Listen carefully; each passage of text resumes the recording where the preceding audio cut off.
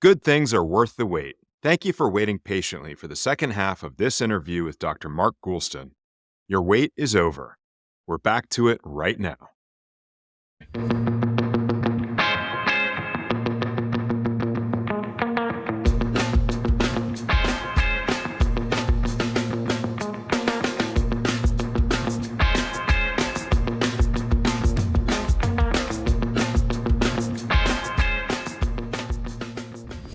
Friends and family, I hope you enjoyed our special two-part solocast focused on the war in the Middle East and its impact back here in the United States, particularly focusing on my engagement with the Jewish community and the realm of higher education here in the United States. What's great is that we pick back up with Dr. Goulston on that same subject, as I seek his advice in working through the difficult discussions and engagement I am having in these competing areas of my life. And I want to again shift gears a little bit now, because there's something we've started doing on Dadages with some of our guests who are authors and thought leaders or experts on particular subjects. And we like to call it host help. You've already helped me a lot listening to your book and in sharing time with you here. But I want to kick it up a notch, because this is kind of along the lines of self-help. But as the host of Dadages, I share things that I face in my life. I get expert advice from people like you. And I hope that that can be a framework for other people in the Dadages friends and family to see that wisdom applied practically to real life situations. We've talked a little bit now earlier on in this interview about the conflicts going on in our world right now. I want to share with you some of the things that I'm contending with at an individual level related to this and get your input and guidance. And I want to make sure that you're game for that. Let's do it. Great. Well, let's get into it. So big picture, through your book and through your life's work, you talk a lot about using listening as a tool to address really challenging situations and trying to find common ground. But one of the things that I see in today's society, and you mentioned this earlier about these leaders, these authoritarians, and how they're wielding power over people, what I see is an increasing polarization and a decline in the direct interpersonal interaction and a trend away from the notion of compromise. And I worry about the death of centrism altogether and common ground at the hands of extremism. I'm wondering, when I say these things, if you agree with these observations, if you think I'm exaggerating based upon your life's experience, and do you believe that the principles that you've developed and that you've skillfully deployed in your own work in your life can continue to be effective as we go forward in this new world that I've described?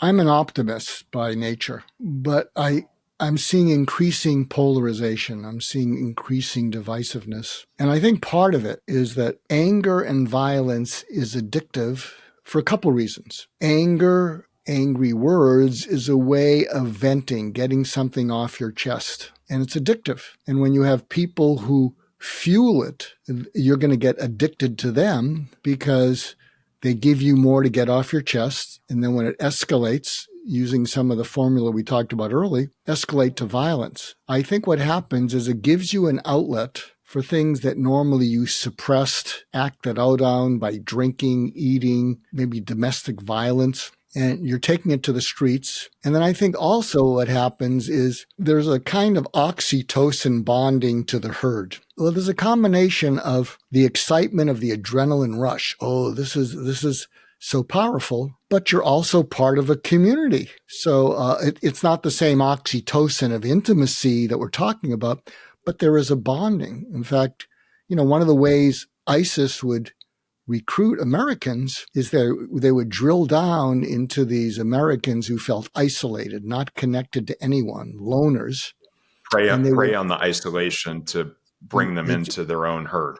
Oh yeah, come join us. And not only that, we're going to find you women. And many of the people, Americans who joined ISIS, were not particularly successful with women in America. And so I think the combination of that connection away from the isolation, as well as giving people the opportunity to vent things, makes it really something difficult to contend with. I'll share an anecdote that I am one of the founding experts at the Newsweek Expert Forum. I contribute articles, and if you look up Newsweek Expert Forum, I think I have about 30 articles, and they're all different because I'm trying to share as much as I know. And there was one, I think, look up vaccine or something in the title, and it was not a real conversation. It was a fantasied conversation between a pro-vaxxer and an anti-vaxxer. So I'll share it with you, and then I'd like you to break it apart and see if it has relevance. So in the fantasied conversation, the pro-vaxxer says to the anti-vaxxer, how come you're not getting vaccinated? I don't know that it helps. Well, the science says that it does, and we're in a pandemic, we're in an epidemic. So many people are dying. Why aren't you doing it? Well, I'm not sure I trust science. It wasn't one of my top subjects when I was in high school.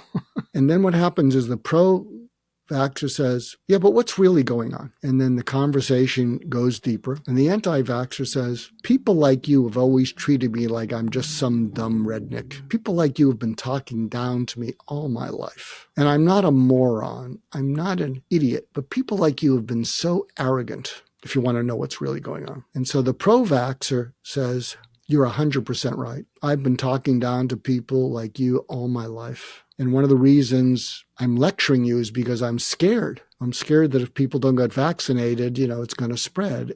But forget that. I'm dropping the conversation. I so apologize to you. The heck with the science. That doesn't justify the way I've talked down to you. And I've been wrong for a long time. And I thank you. I thank you for pointing it out to me. So in this fantasy conversation, the anti-vaxxer calms down. No one like you has ever apologized to me in my life. And the pro-vaxxer says, you deserve it. You called me on this, and you deserve it. I'm embarrassed. I'm ashamed. I'm sorry. Anti-vaxxer says, I mean it. No one like you has ever apologized to me. And I say, you deserve it, and going forward, I'm going to be more respectful. And then the anti-vaxxer says, I don't think you're trying to hurt me. Tell me a little bit more about this thing, the science and the vaccine, and tell me about it, and I'll listen. And then they go on to have a conversation. But can you see that framework where the power of an unsolicited, honest, heartfelt apology, maybe something that's a little bit different than your dad would deliver. Look, he's a good guy, he's successful, and it works, and we're not here to bash dads. Well, he's growing up. I'm happy to share that with you. As he, in his 70s, I think he's finally growing up and arriving at emotional maturity, and he and I have much better conversations about much more important things now. So I can give you that bit of optimism and hope from my life. So that's anecdote I think we can learn from. But here's a little story to give your dad if you want to use it. You said, Sure. I had someone on the podcast who's about your age. I'm 75. How old's your dad? 75. And he did house calls to dying patients for a long time. And sometimes he'd see some very successful people, very wealthy. His job was to help them find some peace of mind if they didn't have it. And he shared this story where he met someone who was dying. And my guest, could be very direct. He'd develop a rapport with people, but it was a true rapport. And people liked him being direct. And he'd be direct. And he said to this one person who was an icon, hospital named after him, thousands of jobs, multiple marriages, kids on drugs, And he said to this fellow, hey, you look like crap, and I don't think it's because you're dying. You've been dying as long as I've known you. What's going on? And he looked at me and he said, I don't know that I've ever done anything important in my life. And I said, what? Look at what you've created. Look at all these things. And this guy was very well known in the public eye, and he had a real wry sense of humor. This person said to my guests, don't con a con man, especially when he's dying. I've got all the love that money can buy, and everything I thought was important isn't. And everything I thought wasn't important is. And I asked him, well, what do you mean? He said, I'll be honest with you. 2 months before I got sick, I would have said this was a bunch of BS, but I'm not emotionally close to another human being. I don't even know what it means to get emotionally close. No one's emotionally close to me. I take the family on trips. I pay for everything, go water ski, take the grandkids, thank grandpa and all this sort of stuff, but I'm not close to any of them emotionally. I love them. They love me, but I'm not even close to myself. And I think it's too late for me to fix it. And I don't like it being too late for me to fix. And I was pretty good at intervening. And I'd say, look, this is not a good time to be asking these questions. I said, look, you've done a lot of good for the world. Yeah, you have your flaws. You've had some of your scandals or near scandals, but nobody's perfect. Let's do pain control, morphine drip, and then get out of Dodge. Doctor's orders. Unless it makes you feel better to dwell on this stuff. And he looked at me because I was being tested. I said, I mean it. I'm going to write it on a prescription. And I think because of his vulnerability and my being authoritative but caring, but I think he felt I was really caring. He took it in. And I like to think that helped at the end. Mark, thank you. These stories have been so meaningful and directly applicable to my own life. I almost feel selfish consuming all of this wisdom from you. And I'm going to continue to be a little bit more selfish because I do want to share with you a little bit about what I'm individually experiencing right now around this Israel-Hamas conflict and the impact not on the other side of the world, but the impact here on the home front and in my own life. As you may not be aware, but the rest of the Dadages friends and family, if they've been listening along closely to Dadages, they know that I'm heavily involved as a volunteer leader at Stanford University. I believe myself and am committed to being a passionate and stalwart champion of higher education. I'm also born and raised a Jew, and I am a Zionist, meaning that I believe in the notion of the nation state of Israel as a home to the Jews. It doesn't mean I always support the politics of Israel and its leadership at any given moment in time, just as I don't always agree with the politics and the leadership here in the United States, though I consider myself a patriot. What I'm contending with right now is in these dual roles of being a Jew, being heavily involved in higher education, particularly at my alma mater, Stanford. I see what's happening right now, and I see going back to the extremism we were talking about and the failure to find common ground and the destruction of centrism. I feel like a lot of the Jewish community is playing directly into the hands of Hamas and these other terrorist organizations and the agenda of Iran and others by completely withdrawing from higher education because of their perception of a failure on the part of higher education to condemn vociferously the actions of Hamas and a more common ground sort of approach that the universities are trying to take in an effort, as I can see from the inside,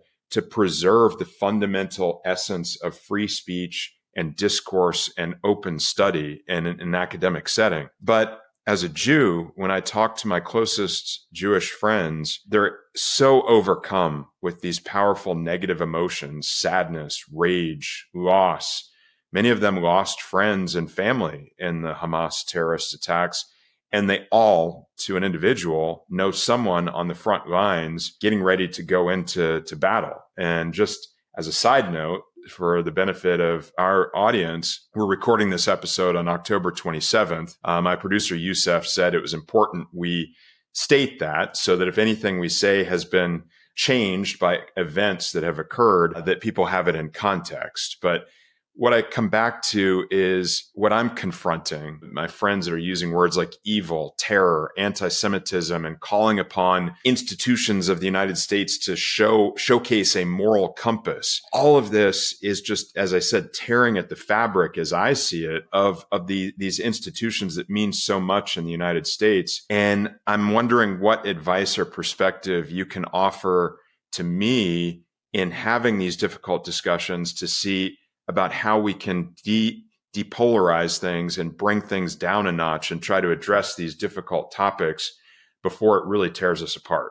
I remember someone saying this to me when my children, who are now 40, 37, 33, and one of my other mentors said to me, do you know who the most powerful person in a family is? And I said, who? And they said, the youngest child, because the youngest child can stop a vacation in its tracks. The youngest child can be inconsolable and you leave that restaurant. And I think what's happening is there is a fear of blatant irrationality. There is a fear that people who can't be reached can be easily provoked. And I think it's a subconscious terror of the terrorist mentality. If we provoke them, if we don't appease them, if we don't give in to them, there's no telling what they'll do. And I don't think it's necessarily consciously thought of, but I think it controls a lot of behavior. Whether it's right or not, and I don't want to get too much into politics, but some people say it's possible that Trump could have prevented this because the rest of the world viewed him as crazy. They viewed him as off balance. There was no telling what he would do. He was so impulsive. He didn't consider consequences. And so he was like, this gives enfant terribles a bad name. And so I think part of what's going on is the fear of provoking people that are very, very thin-skinned with a short fuse. And I think it's the more unconscious that fear is, the more it can dictate our behavior to appease it. And again, one of the things that I recommend is, and I don't know if the head of Stanford or these other universities, if they could reach out to some of the top influencers in opposing groups and maybe say to them, but they can't be powder keg influencers.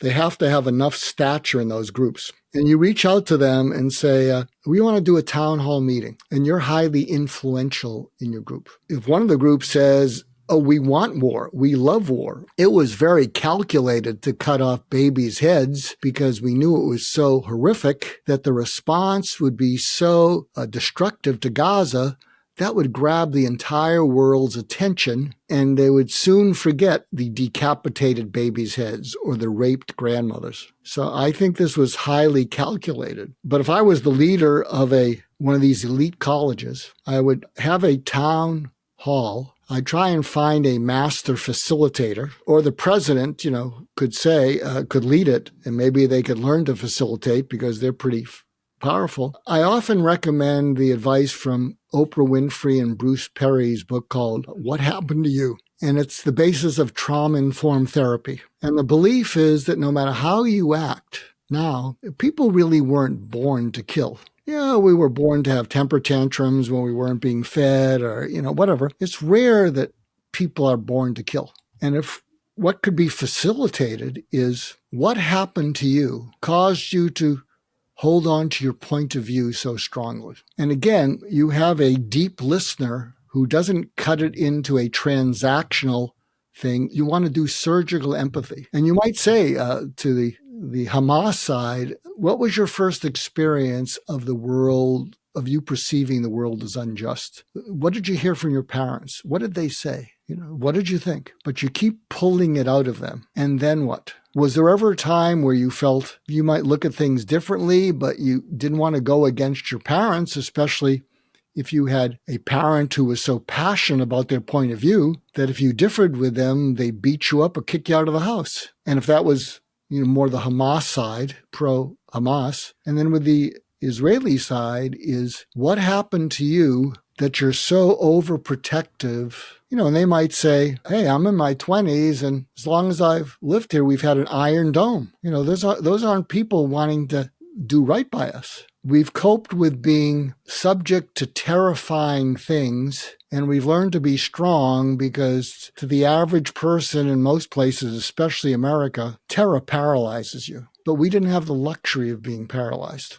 Yeah, it's been part of their daily lives for decades. It's just a recommendation because kind of like the pro-vax and anti-vax fantasy dialogue, if you can, and also if you agree that neither side was born evil or the Israeli side was born in a state of terror, but they could very quickly be influenced. But the key is you got to get them to talk it out, and you don't want to prematurely go into solutions. So with my suicidal patients who were pretty destructive towards themselves, I needed to keep them company until they could safely feel whatever they needed to feel and express it. And even then, not do a bait and switch. And I don't see a way through it unless you can frame something so you enable people to talk about how they came to their unwavering points of view. I mean, I think in American politics, I don't know who the person would be, but if you could bring some of the top influencers, it's not going to happen with Biden and Trump, but the ideal would be it would happen with them, and people would say, you seem very adamant about your points of view. Share with us the story of how that came to be. What were some of the influences that caused you to be so adamant? And we think there's a reason behind you holding your views so passionately and defending them so deeply. So tell us the story. Do you follow me? Because I think you have to go to the head of the snake instead of, on either side, instead of the tail that's just whipping the head all around. Yeah, it would be amazing to see, to use some of your terminology, if any of these leaders of these extremist viewpoints on either side of any issue have ever felt. If anyone has ever taken the time to listen to them, if they've always put them up so much on that pedestal as the leader of this movement that they've attached themselves to, that they've never been able to actually engage with them person to person to create the kind of experience that you create in your therapeutic environment. And it may be that it's impossible. You can apply this to Trump. I think, to me, he's an example of this. I'm not trying to bash him. I'm trying to offer some understanding. I heard a saying from a professional athlete, who had been one of the top in their field. And it was a great quote. And he said to me, when you go from somebody to anybody, it's the same as being nobody. And if we look at the history of Trump's career, before The Apprentice, he was kind of not taken, even with that, he was not taken seriously. And he wanted the respectable people, but you have to earn respect. And I could see if that formula applies to him, and I think it's a universal one. That's the, what do they say? Power corrupts, and absolute power corrupts absolutely. And it's intoxicating. And I'll share something that I'm a little bit embarrassed about. I have, flirted with depression a lot of my life. I think that's enabled me to be somewhat empathic to people that are feeling that. What I realize is that my depression has coincided with spinning my wheels, feeling like I was on some fool's errand, that I was foolish, questioning, what am I doing? What am I thinking? And here's a confession, and I'm a little bit embarrassed about it. And maybe it's helping me face mortality. I've gotten more interest in me facing mortality than I've ever had in my life from the outside world. I hope it's not that superficial. Well, maybe I'm feeling peaceful because I'm finally getting attention. I hope it's not that, but I'll cop to it being partially that. But I think if I'm being decent with myself, it's 30% maybe.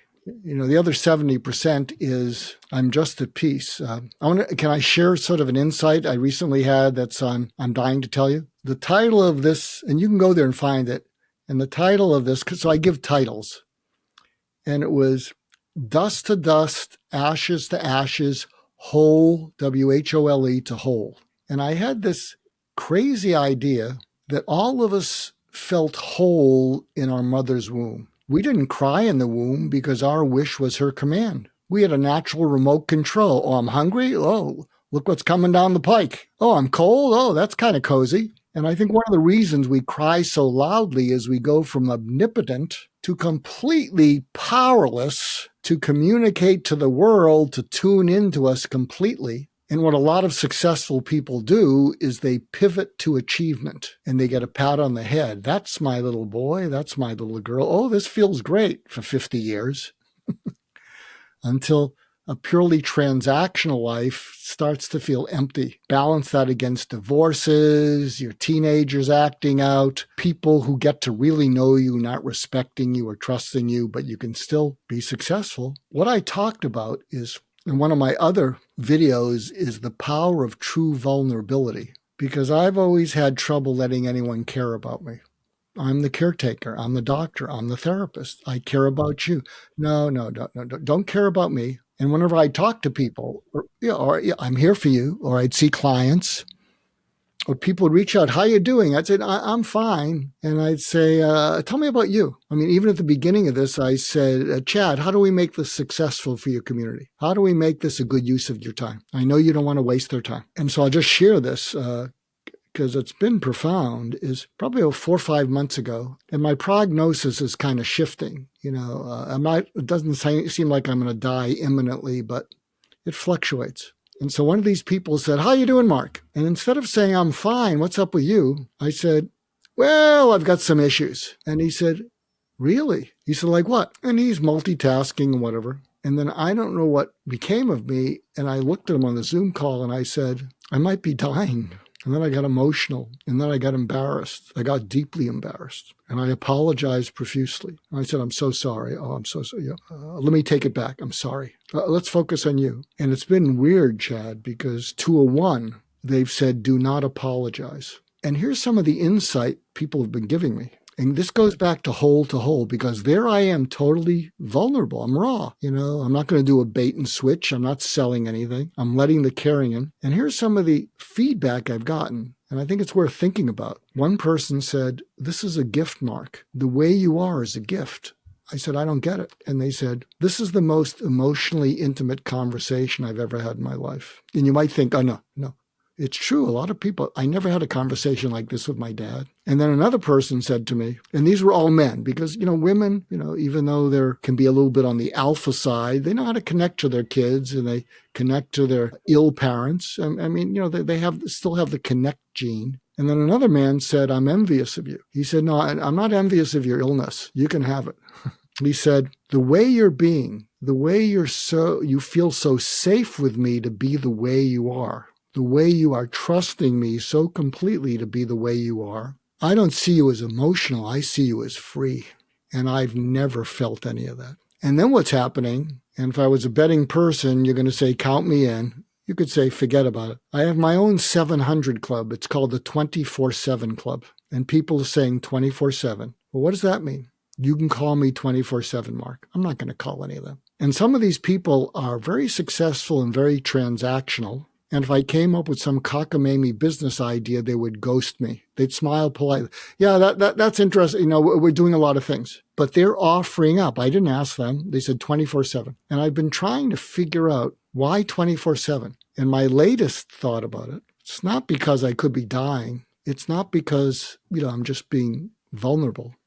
And by the way, if you're going to be vulnerable, you don't want to be helpless. So apparently I don't come off as helpless. It's just like, whoop, here it comes.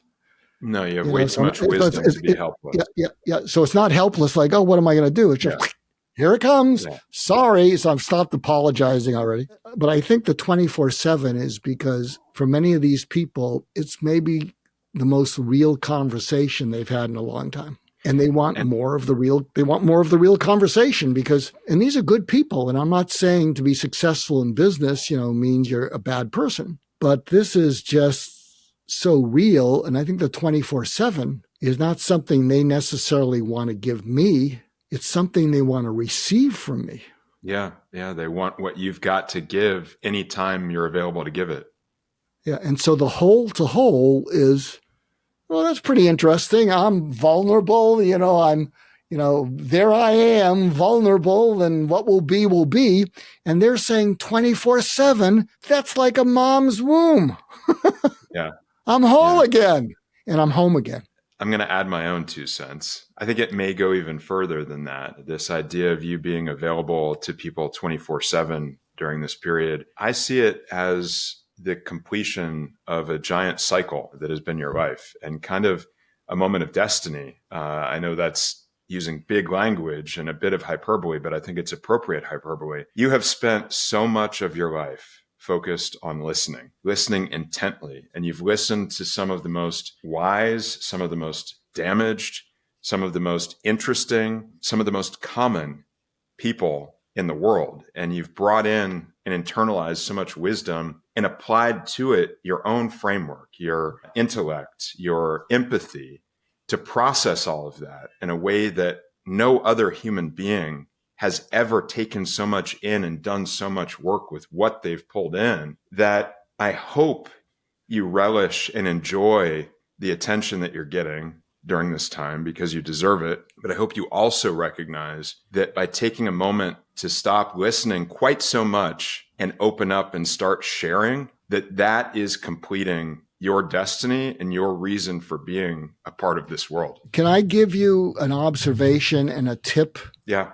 For our listeners and you? Please. I think 5 years ago, I spoke in Moscow because 5 of my books are bestsellers in Russia. I mean, Too bad they're not applying Just Listen. I was a featured speaker along with Daniel Kahneman. He won the Nobel Prize for thinking fast and slow. And something I've been trying to teach the world since then, and I'm going to demonstrate it with you and tell me if I got it right. If we can realize that whoever we're with, one-on-one, one-on-five, one-on-5,000, that underneath there, you're listening to me, you're listening for something, and it's frequently unconscious. And tell me if this might be what you're listening for. And if it's accurate, tell me what it feels like if it's accurate. So if I'm channeling my inner Chad, what I'd be listening for is, I want to honor the trust and confidence of my community, the Dadages community. I want to honor the trust and confidence by giving them value, by giving them something that can uplift them, inspire, motivate them, teach them practical tips and tools.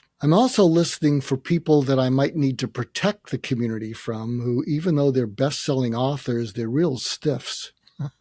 I mean, it's like, well, he's in the Wall Street Journal bestseller list, but I got to go back and say, we couldn't use the interview. Sorry, my interview skills were not good enough to bring out the human being in you, whatever. And that what you're listening for is, you don't want to waste people's time in your community. You don't want to insult them. You want to serve them. And you're always on the lookout for something that you think will comfort them, nurture them, teach them. So is any of that true, what I just said? Yeah, it absolutely is. It's not just comforting and providing that perspective to them. I believe that I see Dadages as an opportunity to be a platform that allows individual members of our friends and family. And that's why I call them friends and family and not just listeners, people that are engaged with us, to take out of that experience, take out of that time that they spend with us, take out of that community what serves them best, and that they can walk away and apply that to their life in the most meaningful way. You know, you asked how that feels, and I can tell you that to me, it feels purposeful. It feels like it creates a reason to do what I do and to spend the time that I spend. And I get so much out of a conversation and a dialogue like this, but I get just as much fulfillment out of the knowledge and the hope that the rest of the people that tune in and take the time out of their day realize that they've made an amazing investment in themselves by taking that time, and that they take something away from it that is meaningful for them as well. I understand that. Was there an experience when I said, I'm going to channel you and let me see if I can get what you're listening for? And it seems like I got it right, which means I get you. I get what where you're coming from. I get your purpose. Did you have an emotional experience of someone getting you in ways that you didn't express as directly as I did? Was there because I'm trying to share this with the world. Of course. There was an emotional experience. And I think the best term I could apply to it is, I'm going to use three words, and there's some combination of these three: calm, peace, and serenity. It was just, you described the experience of being in a mother's womb and being, feeling warm and feeling enveloped and feeling what you need to survive. That feeling is a very soulful level of feeling provided for by having that connection, that common ground, that understanding. No, I'm glad, because I'll give a tip that you can use in communities. I was recently on a panel a few days ago about mental health and how to do it in tough times. And if you're listening in, and you might try this with the Dadages community, and you might even do let's have a big Zoom call. You can feed dopamine and pleasure through excitement and adrenaline. And then you have to keep buying product to keep the adrenaline going. Or you can feed dopamine through oxytocin and emotional closeness. So something I've used with organizations, and I'm suggesting to communities, and I did this during the pandemic, if you can get them together, and you can do this on a Zoom call, or if you do it in person, what you say on the Zoom call is, I'd like you to think of the worst moment you've had since the Hamas-Israeli conflict has turned into a war. Try to remember the worst time. And I want you in the chat area to write down the feeling that matches it. It's called affective labeling. And write angry, numb, overwhelmed, scared, paralyzed, hurt, and you can have whatever word. When I've done this with organizations, what happens is they're a little hesitant.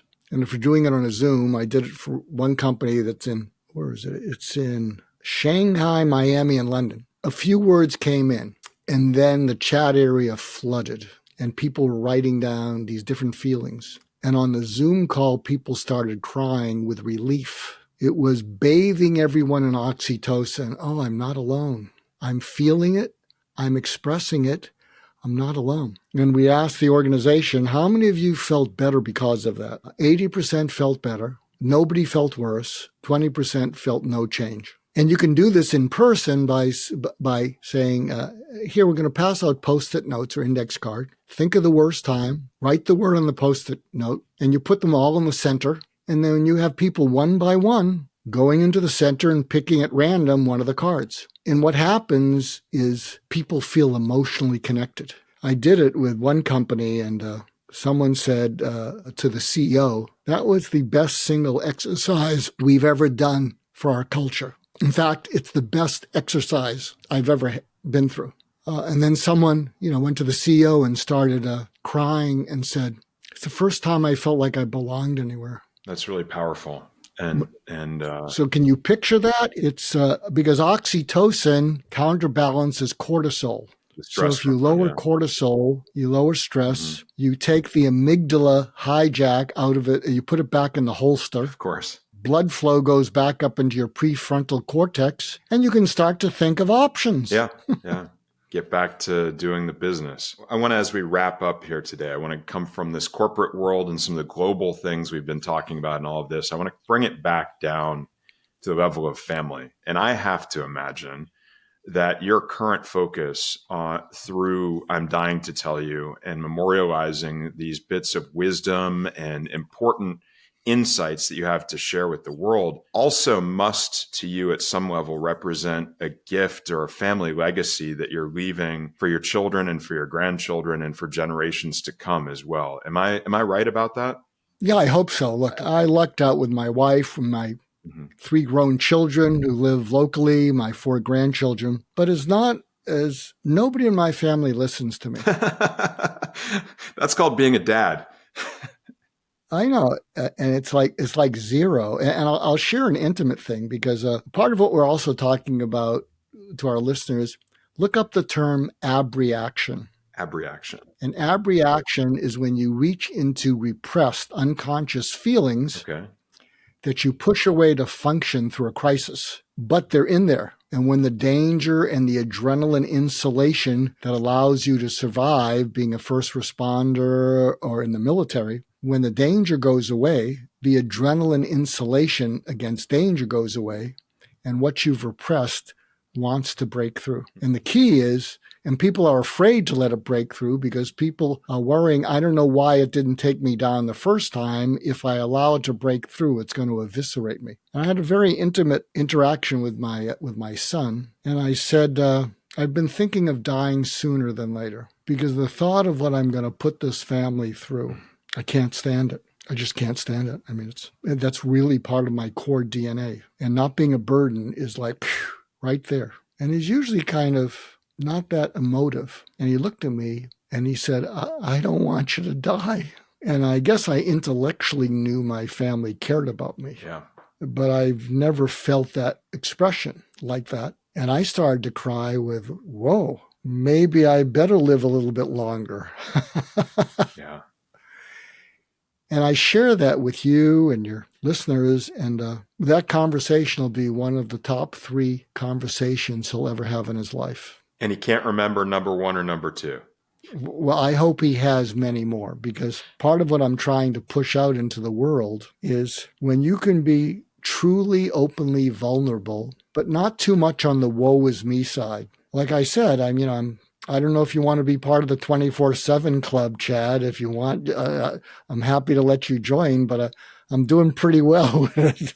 You guys have membership cards and secret handshakes? Because if so, I'm in 100%. And you're welcome. I don't believe you when you say that no one in your family listens to you. But if you feel that there's anything that maybe they haven't heard from you, that you've been trying to get to them as a message, as a lesson, a piece of advice that you really want them to stand out for them and for them to hear above everything else that you might have shared with them, is there one sort of go-to champion level piece of advice and perspective that you think is important for your family and maybe other families to hear? Well, I told you about my journey of dust to dust, ashes to ashes, hole to hole. And I would like to say to all of them, you're already whole. Sure, aspire to things, have purpose. It's interesting. I think one of the other things that goes along with this peace of mind is I have nothing left to prove and nothing that I'm chasing, and everything to share from 50 years of listening. Yeah. And some people will say, well, you really need a positive attitude, Mark. And I say, I'm not in denial. I said, I've been chasing peace of mind for 70 years. I said, I'll trade you complete peace of mind and wholeness for positive attitude any day of the week. I mean, I'm good to go. That's great.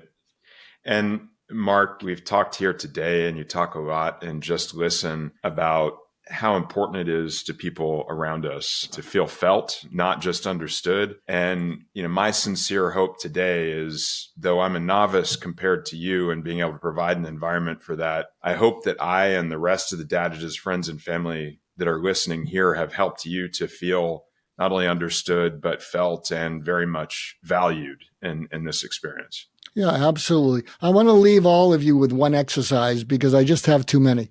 And I think it's in Just Listen. It's the Hoover exercise, Huva. Okay. And you have to do it intentionally, because what you'll realize is you'll think to yourself, I stink at this. And so every day, select a conversation where you want the other person to feel really great about it. And the Hoover exercise is, and by the way, you scored 10, 10, 10, 10.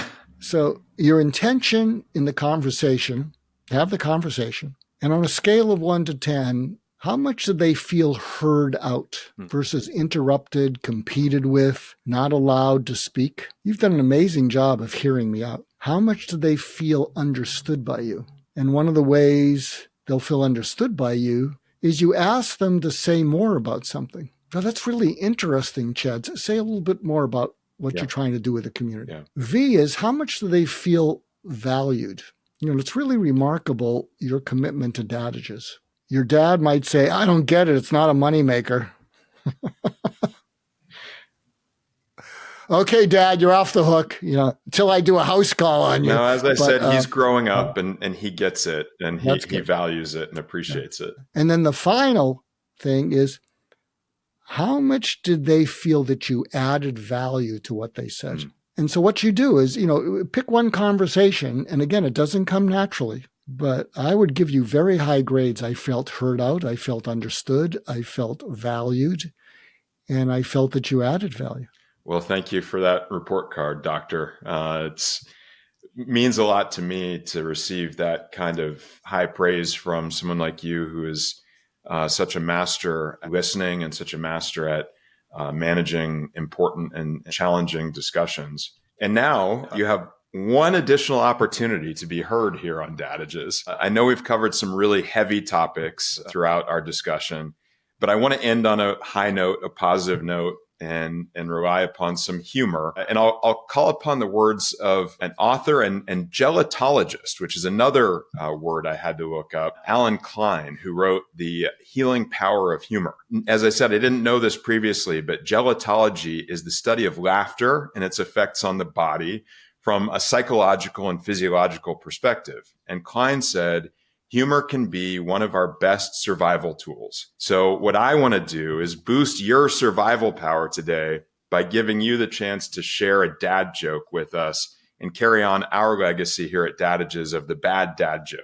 I don't know if this is a dad joke. This is kind of a joke. I think because of the war, it's not great to be glib. And my publisher, I have a great relationship with, HarperCollins Leadership, and they're saying, what do you want to write on? And I say, look, they said, you could do Just Listen 2.0. I mean, it's sold 250,000 copies. I said, I don't want to do an instructional book. I just want to share what I've learned from 50 years of listening. And I wrote to him and I said, do you think this would be too glib a title? Going Out of Business Sale. A death and dying specialist shares lessons from his lifetime that you don't have to be dying to learn. Yeah, he'll come back, say, too glib. I'll say, yeah, but, in those airport bookstores, that title's going to jump out at people. Number one bestseller. I see it already. Well, that's wonderful. Well, Mark, thank you so much for sharing your humor and for sharing your wisdom with us. This has been fantastic. And like I said, I feel so completed in this exercise and in this time we've spent together because we're both taking something away from it. And hopefully the rest of the friends and family are as well. On that note, I'll finish by reminding everyone, Dad may not always know what he's talking about, but he sure can sound like he does.